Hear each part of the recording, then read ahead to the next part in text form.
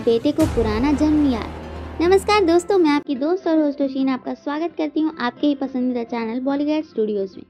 ये कहानी है उत्तर प्रदेश के एक शहर मुजफ्फरनगर की, जहाँ पर बदमाशी खुलेआम चलती है। इसी मुजफ्फरनगर के एक गांव खेड़ीपुर में हुआ। बेटे के पैदा होने से घर वाले बहुत खुश थे। 3.5 साल का वीर सिंह अपने दोस्तों के साथ गली में गिल्ली डंडा खेल रहा था और घर पर उसके स्कूल में एडमिशन की बात चल रही थी। तभी बाहर से जोर जोर से रोने की आवाज़ आने लगी। वीर के पापा ने देखा तो उनका बेटा रो रहा था और अब यहीं से शुरू हुई थी परेशानी। दरअसल वो रो इसलिए रहा था कि उसे अपने पुराने जन्म की बातें याद आ गई थी और उसे अपने उन्हीं माँ बाप के साथ रहना था। उसने बताया कि वो शिकारपुर के पंडित लक्ष्मी नारायण का बेटा है, लेकिन एक बाप अपने बच्चे को ऐसे कैसे दे दे। तो वीर के इस जन्म के पापा ने उसे समझाकर चुप कर दिया।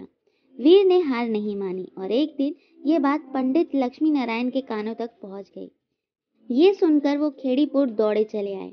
गांव में पंचायत बैठी, जहां पहुंचते ही वीर लक्ष्मी नारायण के गले लग गया और उसे बहुत सी पुराने जन्म की बातें बताई, जो कि और कोई नहीं जान सकता था। लोगों को ये जानने की बहुत इच्छा थी कि आखिर ये सब अचानक वीर को याद कैसे आया। तो उसने बताया कि वो अपने दोस्तों के साथ खेल रहा था, तभी उसकी पिछले जन्म की माँ उसके सामने से गुजरी और उसे सब याद आ गया। अब सवाल ये था कि वीर अब रहेगा कहाँ। जिद्दी वीर ने अपनी पुरानी पहचान ही चुनी और लक्ष्मी नारायण के साथ जाने को कहा। उसके इस जन्म के माँ बाप उसकी खुशी चाहते थे, इसलिए उससे नहीं रोका। वहाँ जाकर वीर ने अपने सारे भाई बहन और रिश्तेदारों को पहचान लिया। अब अचंभे की बात यह थी कि उसने उन भाइयों और बहनों को भी पहचान लिया जो उसके मरने के बाद पैदा हुए थे। सबका सर चकरा गया। तब वीर ने बताया कि उसकी मौत कच्ची उम्र में हो गई थी और उसे ना तो मुक्ति मिली ना ही शरीर, इसलिए वो घर के पास वाले पीपल के पेड़ पर रहता था।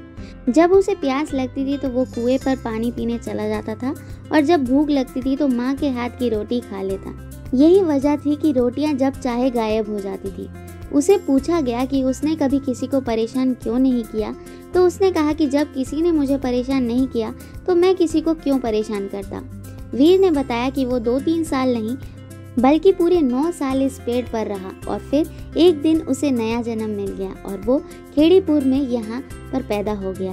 अब भी वीर के इस जन्म के माँ बाप उससे मिलने आते हैं और उसे खूब प्यार करते हैं। वीर भी कभी कभी उनके घर चला जाता है जब छुट्टी मिलती है। वीर को अब फिर से लोग सोमदत्त के नाम से ही जानते हैं। साथ ही उसे 2 माँ बाप का प्यार मिलता है। करण अर्जुन 2 की कहानी भी कुछ ऐसी ही हो सकती है। उम्मीद है आज की कहानी आपको अच्छी लगी होगी, तो इसे लाइक एंड शेयर जरूर कर दीजिएगा और अगर आप चैनल पर नए हैं तो इसे सब्सक्राइब करना बिल्कुल ही मत भूलिएगा। मिलते हैं अगली वीडियो में, तब तक के लिए नमस्कार।